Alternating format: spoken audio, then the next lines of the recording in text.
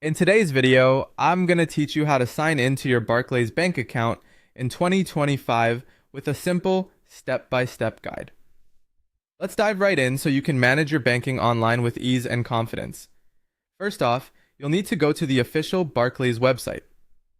It's crucial to ensure you're on the correct website to protect yourself from online scams. The web address you should type into your browser is www.barclays.com.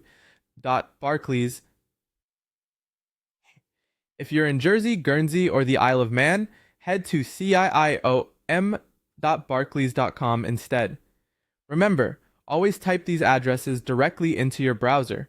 Avoid clicking on links from emails or messages, as scammers often mimic Barclays pages to trick you. Once you've arrived at the Barclays homepage, look for the Login button located at the top right corner of the page.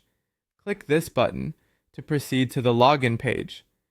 At this point, you'll have three different options for logging in, depending on the information you have readily available. You can choose to log in using your membership number. For this option, you'll need to provide your last name along with your membership number, which is a 12-digit number.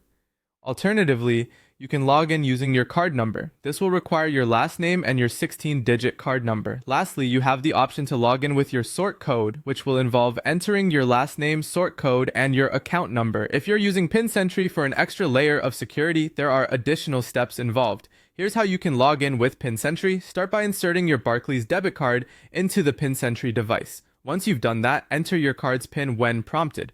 The device will generate a unique code for you, which you'll need to type into the website to complete your login process.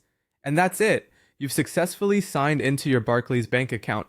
By following these steps, you can access your account quickly and securely without any hassle. Remember, keeping your login credentials and personal details secure is paramount to protecting your online banking.